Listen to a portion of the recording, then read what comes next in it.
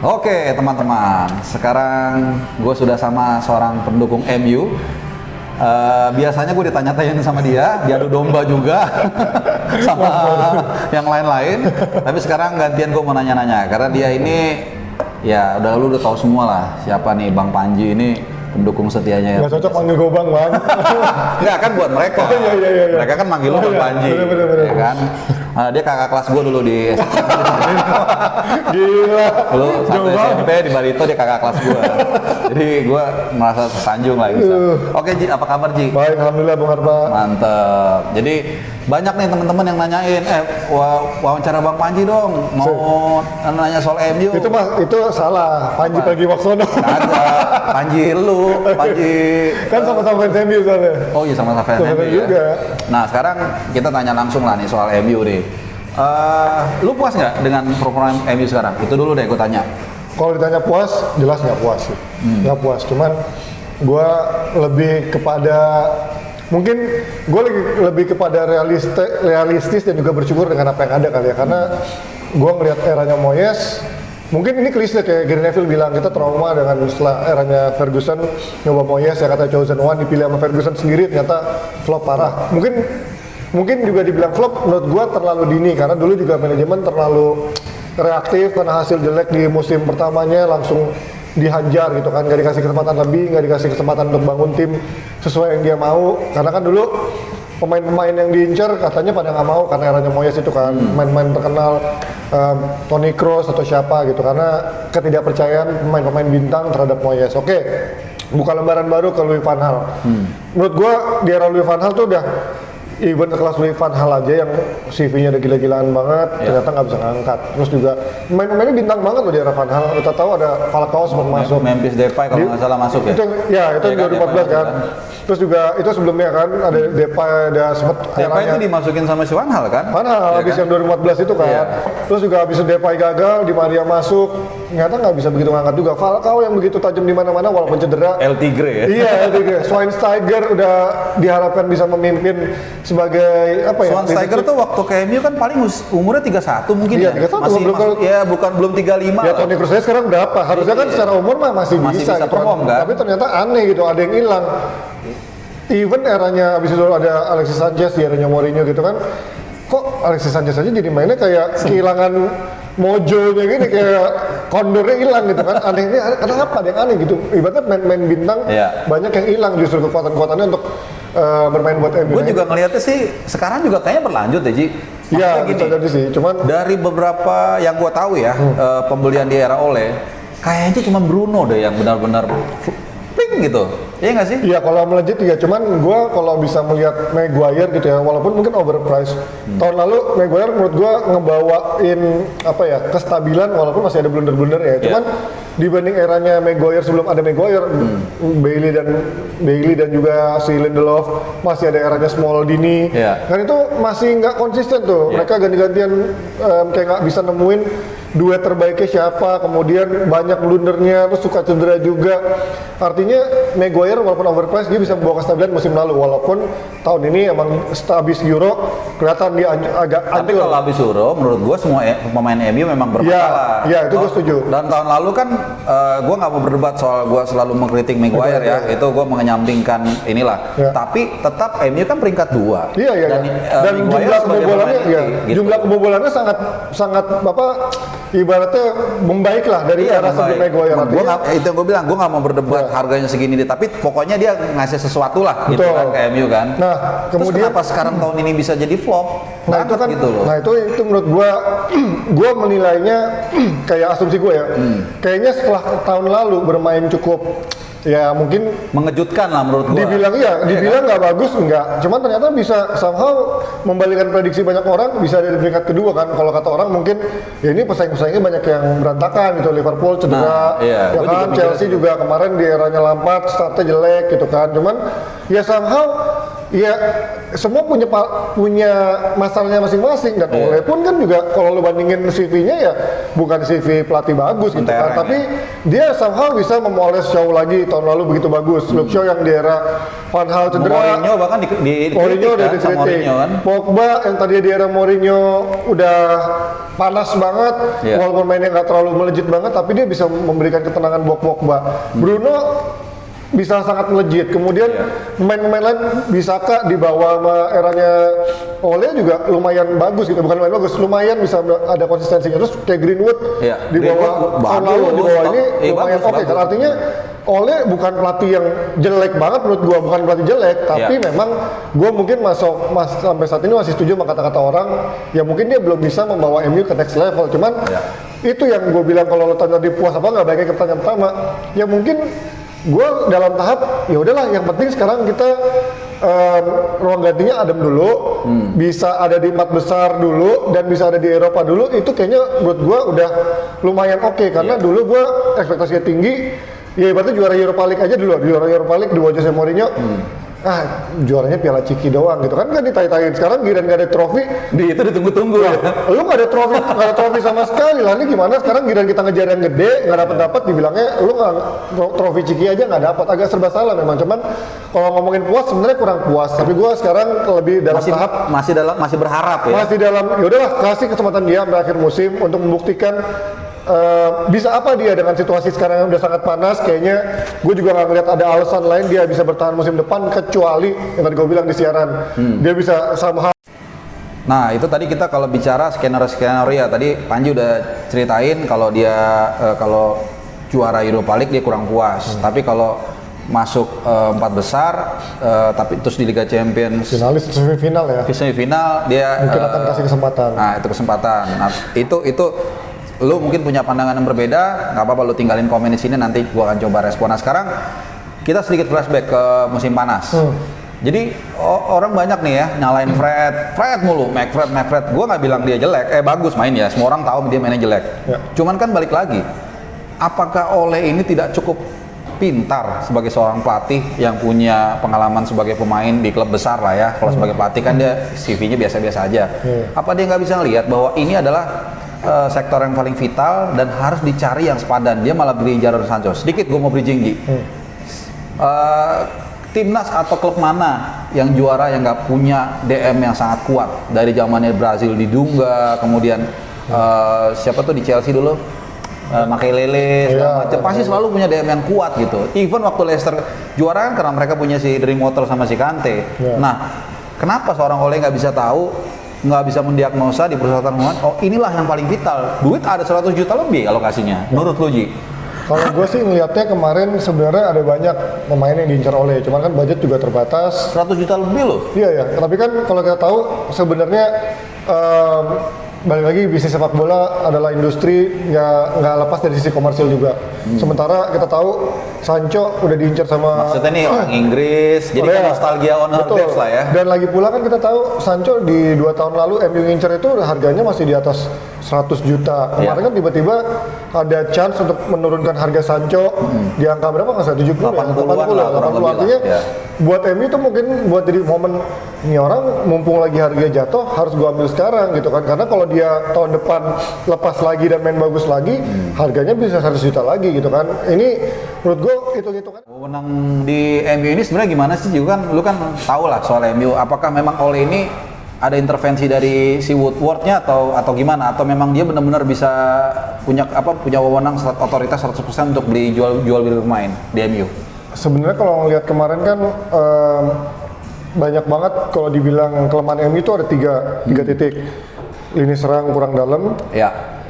Ronaldo datengin. Terus juga kemarin katanya adalah kurang sayap kanan. Sayap kanan kemarin nggak ada. Greenwood walaupun striker. Greenwood kan bagus. Tapi kan belum ada Daniel James walaupun sebagai cover. Kagak ada artinya gitu kan. Dan sementara Greenwood menurut gue masih terlalu dini untuk dijadiin untuk taruh beban pundak terlalu besar untuk main. Malah menurut gue bagus loh sebelum datang ke Ronaldo. Enggak dong. Kan kalau kita lihat Greenwood kemarin setengah musim bagus, tapi setengah musim juga nggak setajam itu. Jadi menurut gue pemain muda tuh jangan dikasih kesempatan, jangan dikasih beban terlalu besar, harapan terlalu besar, ekspektasi terbesar. Lu bisa lihat Rashford, walaupun dia main bagus, Tapi ketika bebannya terlalu besar, nomor 10 gajinya udah berapa sekarang? Udah di atas 180.000, setahu apa 180.000. Udah terlalu cepat buat gua. Ini yang harusnya gua lihat dia itu terlalu banyak pemain mesos, terlalu banyak pemain yang diharapkan akademi langsung menjadi ikonnya MU. Padahal nggak gitu harusnya. Step by step, kita juga tahu eranya Ferguson itu juga step by step, walaupun dulu main-main muda semua, tapi kan nggak langsung dikasih gaji gede, nggak langsung dikasih exposure gede, minute bermainnya juga dikasih dengan pelan-pelan aja. Nah kemarin itu 3 titik itu adalah sayap kanan dibilang kurang. Striker sebenarnya kemarin ada Cavani udah cukup, tapi karena Cavani kemarin sempat mau cabut dan juga kebugarannya ternyata dianggap nggak begitu cukup, akhirnya Ronaldo ada kesempatan karena Ronaldo juga last minute juga kan. Karena kita tahu akhirnya tiba-tiba kejutan Ronaldo mau cabut dari Juventus. Kemudian gelandang bertahan emang fans juga pada tahu, dan juga back tandemnya Maguire yang dibilang Maguire sebenarnya tandem yang sepadan. Kalau mungkin tadi lu dibilang DPI mungkin Lindelof sama Bailey cukup, menurut gua Lindelof sama Maguire kan tahun lalu bagus, maksudnya cuman masih komunikasi mereka gue liat bagus. Belum bisa dibilang duo, kayak mungkin orang pengennya tuh kayak Vidic Ferdinand lah, kayak dulu eranya siapa sih sebelumnya, Japstam sama Ronnie Johnson atau sama Nicky Butt gitu ya. Nicky Butt siapa? Henning Berg gitu. Cuman menurut gua terlalu akhirnya Varane didapetin dengan gratis, itu oke. Terus juga Ronaldo datangnya juga cuman murah gitu kan, walaupun gajinya gede mungkin ya.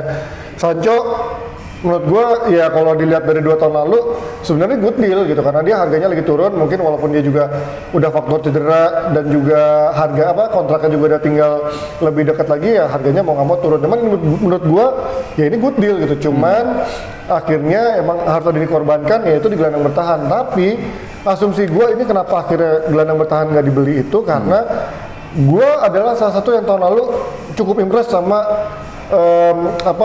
turnaround-nya si Fred.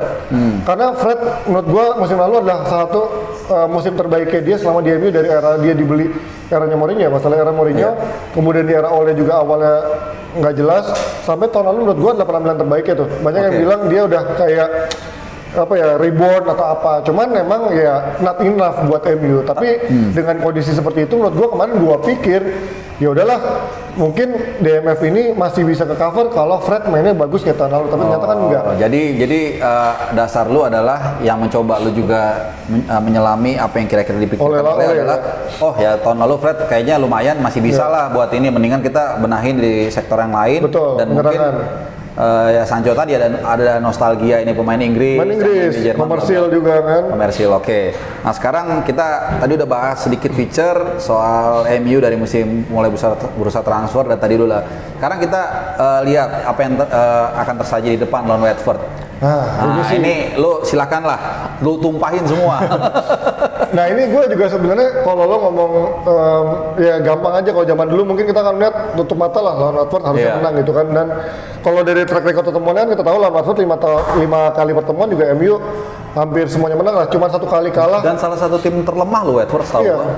Dan dia kalah itu 1 kali dari 5 pertemuan, tapi itu tahun lalu ya 2019 kalah sama Watford kan di kandangnya Watford. Tapi menurut gua harusnya dengan Watford yang sekarang pun juga bukan suatu ancaman, tapi yang menjadi ancaman MU tahun sekarang adalah ya MU-nya sendiri gitu. Karena kita tahu, tadi gue bilang balik lagi, ini kayaknya MU lawan yang boys aja bisa kalah gitu kan, lawan Aston Villa atau lawan Southampton aja bisa ketahan, lawan Leicester bisa dibantai. Artinya ya positioningnya ada di MU sendiri, hasil akhirnya ada di MU sendiri. Karena ya mungkin benar juga kalau kata orang, ya itulah kalau pelatih nggak punya sistem. Tapi kan kita juga nggak bisa menyamaratakan pelatih punya sistem yang permainan kayak Pep Guardiola, kayak Klopp. Sebenarnya nggak ada pelatih nggak ada sistem. Mana ada pelatih cuma cap cip cup gitu, pasti mungkin ada. Yang kalau dimaksud sistem itu adalah yang sistemnya mainnya ngalir gitu ya, mainnya menghibur gitu ya.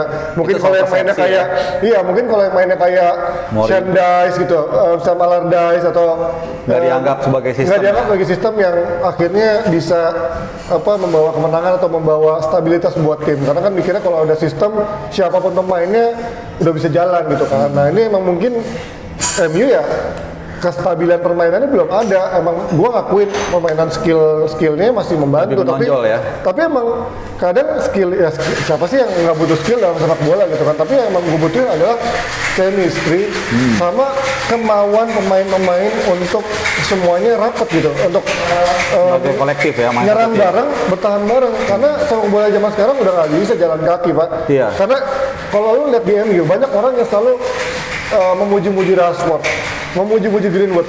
Coba lo lihat berapa mereka, sekuat apa mereka dalam waktu membantu bertahan. Turun iya, tapi seagresif apa mereka ketika waktu membantu Nah, bertahan. itu yang gue bilang Ji, masuknya Ronaldo itu menurut gue jadi menambah ketidakseimbangan yang memang udah ada. Benar. Waktu ada Rashford, dia masih mau bertahan. Ya. Ronaldo mana mau bertahan? Enggak Pak, sebenarnya dari tahun lalu Rashford itu lo lihat dia cuma jogging-jogging nutupin, bukan kalau lo lihat salah. Tapi dibanding Ronaldo, Iya. lebih malas bertahan. Tapi kalau lihat Lukaku di Inter Milan, itu juga nggak ngapa-ngapain Pak. Di Inter Milan Tapi ibaratnya orang udah takut ngeliat Lukaku. Serem. Jadi diliatin doang orang udah gugup.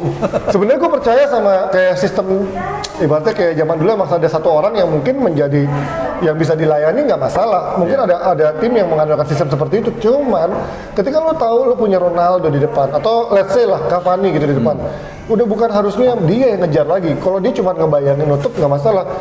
Tugas lo yaitu untuk nutup. Nah itu yang menurut gua ketika Ronaldo nggak begitu, Yang lainnya harus yang lengkapi. nutupin. Karena kalau untuk penyerangan kasih ke gua nih. Betul. Kalau bertahan ya lu dong. So far Apalagi Ronaldo umur dia iya. udah 36 kan. So far Ronaldo udah membuktikan itu. Ketika Iya. ada momen tertentu dia bisa ngejawabnya. Sementara yang lain ya harus tutupin itu kan. Ini yang menurut gua Rashford, Greenwood, Ronaldo, Daniel James cuma ngejar-ngejar doang nggak dapat bola. Ngejar itu kalau nggak punya otak sama aja bohong Pak. Capek, iya, Sama kayak capek. kucing, Iya, kucing-kucingan kan. Kalau lo nggak bisa ngebaca, Betul. read the game well, lo bisa ngebaca Buang-buang permainan. tenaga. Lo buang-buang tenaga. Nah setuju itu, gua. itu yang menurut gua nggak ada yang dipunyin striker. Berarti harusnya tugasnya Ole dong untuk membreakdown keadaan ini. Artinya tadi yang lu bilang, Iya. oke, anggaplah gue setuju nih, Ronaldo jangan kasih dia jangan tugasi dia bertahan. Iya. Karena soal penyerangan kasih ke dia, apalagi Februari umurnya 37. Iya. Nah, cuman kenapa Ole nggak bisa menciptakan sistem itu gitu? Iya. Akhirnya orang jadi menganggap dia nih kok gue sedikit agak melihat itu bahwa dia nggak siap nih, dia nggak mau bertahan. Ternyata oke, lu punya argumen yang seperti itu. Enggak dong, ini bukan tugas dia. Iya. Harusnya Ole dong yang Nah, ini dia yang nggak punya leadership itu. Ini yang tadi gue mau bilang sebenarnya di awal, kayak tahun lalu sebenarnya walaupun ya kadang-kadang bisa bertahan, kadang-kadang enggak. Kalau kita ingat 2 tahun lalu ya, yang sempat MU nahan Liverpool gitu ya, atau nahan City. Nahan City kan tahun lalu berapa kali juga nahan Pep Guardiola kan. Ketika dia lawan tim besar, dia bisa tuh main rapat, main solid. Nah, tapi ketika lawan tim kecil berapa kali mereka kayak suka udah loss aja gitu, yang bertahan tinggal yang gelandang sama back doang. Nah, yang gua lihat musim ini berbeda adalah kedatangan Ronaldo benar. Karena kedatangan Ronaldo kayaknya membuat mau nggak mau MU harus jadi tim Jadi yang main muat dia kan? bukan menjadi tim yang menyerang, menjadi tim yang Karena lu punya atraktif. one of the best strikers. Nah, ekspektasinya tuh kayak lu pengen jadi tim yang wah keren, mainnya bagus, mainnya menyerang, mainnya semuanya langsung agresif. Tapi ya salah. Oleh kalau kita tahu banyak yang bilang Oleh mainnya pragmatis, mainnya defense counter doang. Iya, 2 tahun terakhir ngomong gitu kan. Kenapa lu sekarang jadi main kebuka lawan Liverpool? Kenapa lu main jadi kebuka? Ini yang menurut gua apakah Oleh mulai kayak terpengaruh gengsi bahwa Ini ada Ronaldo masih MU mainnya harus kayak main dulu besar. gitu. Udah ada Sancho, udah ada Ronaldo, udah ada Varane buat bertahan. Masa lu nggak main nyerang juga? Masih mau main counter doang? Apalagi alasan lu? Mungkin gua melihat ada kayak mereka pengen berubah, kita pengen jadi tim yang sedikit lebih nyerang. Padahal waktu itu udah bagus sih sebenarnya dengan gaya badan seperti Jangan itu. berubah filosofi lo, karena tahun lalu lo udah bisa membuktikan dengan lo cuma main counter doang dan ngandelin skill, lo bisa di peringkat kedua, ada di finalis juga Europa League gitu ya. Progres tadi ada. Tinggal lo kuatin di situ apa yang kurang, bukan lo merubah cara main lo menjadi sok main kebuka, Iya. sok main lebih Masuk agresif. akal. Lo Masuk akal. ya lo bego main lawan Liverpool main kebuka, lo bego main kebuka lawan Spanyol. Berarti lawan Watford nanti menurut lu kira-kira Ole tetap main kayak gitu atau dia akan lebih pragmatis lagi menurut lu? Harusnya kan kalau lawan itu kan menurut gua Harusnya lawan- kan idealnya kalau pengen dari argumen lu Iya. pengennya MU udah Nggak, tapi kan kayak- kalau lawan tim yang ada di kualitas Boleh di bawah, lah ya. mau nggak mau dia Nyerang. emang harus lebih inisiatif Masuk ngambil akal kan. lah, Tapi ya. juga itu yang menurut gua berapa kali. dan itu kan waktu awal-awal lawan siapa menang Fulham ya? Apa Newcastle? Lihat yang Enggak, bareng-bareng. Newcastle. Oh iya iya. Kan main nyerang berhasil kan? Iya, iya, iya. Karena apa? Yang tadi lu bilang, ya lawannya begitu. Kualitasnya di bawah. Makanya dia bisa golin 1 atau 2 atau gue Iya, lupa. iya, iya. Lawan Leeds juga sama sama, Iya. it works. Emang benar begitu lawan yang tim besar habis kayak Iya, Liverpool. makanya Oke. tapi berapa kali juga lawan tim-tim kecil gini mereka suka kayak sok nyerang karena tahu mungkin kualitas mainnya di bawah. Ya tahun lalu belajar dari Istanbul lah. Oke, masuk begitu. argumen lu masuk akal. Ya. Ini yang membuat gue mikir, makanya dalam beberapa kali kita siaran di DPI gue bilang enggak. Ole ini bakal bertahan. Salah satunya apa tadi? Kalau kita lihat 11 pertandingan ke depan, Ji, Iya. gue udah ngeliat 9 tuh relatif gampang. Yang susah tuh lawan Chelsea sama Arsenal. Ya dua itu. Nah, mungkin ini juga, kalau nggak tahu lu setuju apa enggak, ini juga akhirnya manajemen, kayaknya kalau lawan tim kecil bisa, oke, gue kasih. Mungkin nggak 11 pertandingan ke depan sampai kalau nggak salah awal Januari, ini akan jadi penentunya dia sebenarnya. Iya, gue juga Ya sekarang kan? melihat Karena hampir- kalau lu lawan 9 tim itu lu ya mungkin nggak bisa menang semua, oke lah. Tapi menang 7, seri 2, kalah 1 ya, gitu. semua laga menurut gue sekarang udah jadi kayak final buat Ole. Tapi mungkin bukan buat manajemen ya, karena kelihatannya manajemen masih adem ayam aja sambil Iya prepare kan? buat musim Katanya depan ada gitu ya. berdoa. Iya. Manajemen. cuman memang ya inilah industri zaman sekarang fans, medsos, Instan pressure dari ya. sana sini, dari klien gitu juga dari sponsor. Mau nggak mau itu juga mungkin manajemen harus mikir setiap minggunya kalau misalkan kalau dari Watford, kalau dari Ya tim-tim kecil. iklan, marketingnya apa Mau segala nggak macam. mau ya dia pasti mungkin harus turun. gerak cepat karena sekarang kan week by weeknya atau day by day-nya Rodgers katanya udah nyari rumah. Terus juga Zidane, Zidane katanya Pochettino. walaupun nolak cuman katanya lagi di nego biar lebih tertarik lagi dengan Varane dan juga pemain Prancis lainnya Pogba di sana. Kemudian pelatih-pelatih lain juga coba didekati. Cuman menurut gua ya sekarang Ole memang udah lehernya diikat, tinggal dia bisa nentuin tinggal dia bisa turn around apakah MU bisa nggak nih minimal ada di positioning yang seharusnya apa enggak, minimal ngejar selisih aja lah. Gue nggak muluk-muluk tahun ini juara walaupun mungkin harusnya MU ngejar juara, nggak usah muluk-muluk juara, selisih poinnya nggak usah jauh sama Liverpool sama City. Kemudian Liga Sekarang Champions sampai sama lolos. peringkat 4 siapa sih Liverpool kalau nggak salah ya? Cuman 5 poin kalau nggak salah. Iya tipis-tipis nih, cuman sama peringkat satu jauh cuman kan udah Iya, ya, hampir. tapi kan lagi-lagi gue bilang Ji, kalau juara ini kan jadi bukan ukuran yang mutlak Nah. sekarang. Iya, Ya, iya, Klopp waktu datang 2015 dia butuh berapa? 4 tahun akhirnya juara liga, nggak dipecat-pecat tuh. Tapi mungkin bedanya sistemnya jalan itu ya. Maksudnya Iya, tapi dia punya filosofi yang jelas, permainannya udah kayak gitu aja, starting line up-nya juga ada ketahuan. Tapi kan tuh masuk final Europa League gagal, masuk Iya. Piala Liga gagal, juara juga gagal, tapi iya. dipertahankan dan akhirnya berhasil. Iya. Mungkin ini juga yang jadi ininya. Nah sekarang gue sebenarnya tadinya mau nanya kalau Ole out siapa penggantinya, tapi karena lu kayaknya Ole stay.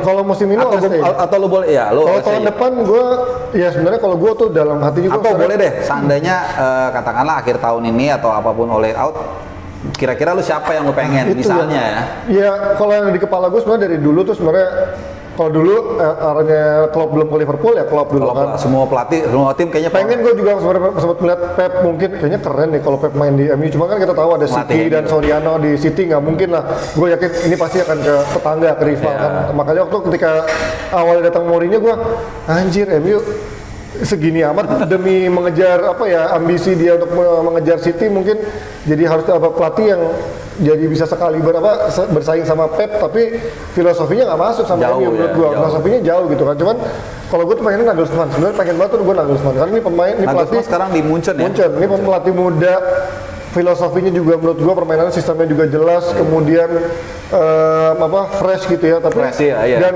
Kayak ibaratnya kayak milenial iya, lah gitu. dan ya. karakternya Jerman kan, yang walaupun dia anak muda tapi Tapi keren keras. juga ya, Ji, Iya. kalau dia masuk kan berarti ini ada persaingan pelatih-pelatih Jerman ya, Jerman, dengan iya. kendaraan yang mumpuni lah. Benar-benar. City, Chelsea, MU. Nah, gue pengen banget sih Nagelsmann. Makanya ketika sekarang adanya Rodgers, Zidane pun juga gue tahu pasti orang-orang kayak coach, kayak pecinta tiki taka atau pecinta sepak bola cantik pasti akan bilang Zidane cuma menang karena pemain-pemainnya bagus di Madrid, di MU juga bakal jadi sama karena dia nggak punya sistem permainan gitu kan. Rodgers mungkin orang memuji dia di Leicester punya permainan yang apa dengan seadanya dia bisa mengangkat Leicester, tapi kan dia pernah nanganin Liverpool walaupun mungkin beda Rodgers yang dulu sama Rodgers yang Eranya sekarang ya. ya. Tapi Rodgers juga belum punya pembuktian gitu. Ibaratnya sekarang kalau lu mau ngangkat Rodgers, ya lu juga bisa ngangkat Moyes dong jadi pelatih MU Iya, lagi gitu kan. Nggak beda-beda jauh. Nggak beda sebenarnya. jauh karena dia juga sekarang bisa ngangkat PSM ke posisi yang nggak seharusnya ada di situ kan. Artinya ya Moyes enggak, Rodgers tuh juga bukan apa ya, bukan Ya solusi. 11-12 lah Iya ya. ya, bukan sesuatu yang bikin gua wah kayaknya keren nih orang, nggak gitu. Tapi gitu. kalau Nagelsmann gue setuju sih. Nah itu, Keren, tapi keren. kan memang opsinya Dan gue rasa banyak. dia bisa membongkar pondasinya, maksudnya dia bukan membongkar, tapi dia bisa nguatin pondasinya juga, gue rasa dengan filosofinya dia kan. Iya, nah terus kan ada isu juga Erik ten Hag. Nah gue juga belum tahu seberapa bagus Erik ten Hag kalau Gue kita rasa nggak Erik pelatih. ten Hag ya jatuh-jatuhnya mungkin kayak Van Hal, kayak Moyes, Ya, kayak iya, Ole iya. juga, nggak ada sesuatu yang berbeda kan. Makanya, Gitu. ya walaupun mungkin sistemnya permainannya atraktif, cuman kan kalau lo mau main yang kayak Ajax itu, apa iya lo bisa mainin pemain-pemain kayak Pogba gitu? Iya, ini ya kan beda. gaya bermain, beda liga, Iya. beda komposisi pemain. Ujung-ujungnya bongkar pemain lagi, Iya. transfer Ulang gede dari lagi, pertama ulang lagi dari awal itu. Maksud lu berarti jangan tanggung kalau cari pelatih Iya. yang di situ-situ juga carilah yang benar-benar bisa ngasih Bener. sesuatu yang bikin lu wah ini nih. Benar, sekalian all or nothing gitu menurut gua. Oke, sekarang terakhir sebelum gua tutup ya kita balik lagi tadi soal Watford. Kira-kira menurut lu lawan Watford menang, kecil, gede apa? Ini ya terserah lu mau subjektif, mau objektif. Kalau harapan lu udah pasti menang lah, udah Iya, pasti. iya. Tapi kalau gua sih ngelihat ini Seperti apa lah kira-kira gambaran permainannya dan kira-kira hasil akhirnya seperti apa? ini bakal jadi momentum pemain-pemain MU harusnya untuk bounce back, untuk termotivasi. Kita harus buktiin kalau emang ternyata mereka masih ada behind Ole ya, masih ada di belakang Ole, ya mereka harusnya menang dengan seharusnya di atas kertas, menang minimal 2-0 2-0. atau 3-1 ya. Maksudnya mungkin akan kebobolan, bisa kita lah. tahu back MU. Iya. Nggak ada jarang clean sheet ya, mungkin 2-1 atau 3-1. Cuman menang menurut gua udah harga mati ini kalau buat MU lawan Watford. Watford doang lawannya Ranieri. Lemah ya. Watford juga tim promosi, bukan Watford yang udah berapa tahun bisa survive di Premier League, dan pemain-pemainnya bukan pemain-pemain Watford yang dulu gitu kan. Jadi harusnya Iya. secara permainan juga menurut gua harusnya MU dominan sih. Jadi nggak akan ada masalah. Karena secara sekali individu kan menang jauh ya. MU. Kalau sampai kalah, berarti kita DPI akan penontonnya akan banyak lagi. Ya, gue sih bukan berharap menang atau kalah ya. Let the show begins. Ya. Nanti kita akan lihat. Ya, kalau menang kita bahas lagi, kalau kalah lebih kita bahas lagi. Oke Ji, thank you Oke, banget ya. thank you buat banget, waktunya. Jadi itu bahasan dari Panji. Ini salah satu pengacara MU juga di DPI. Buat teman-teman yang nanya, dong Bang Panji, tadi udah kita dengar penjelasannya lengkap banget, tapi agak sedikit kurang karena dia mau ada urusan. Oke. Kurang durasi maksudnya. Thank you udah nonton. Thank Jumpa you. lagi. Thank you Ji ya. Bye. Thank you, Bapak.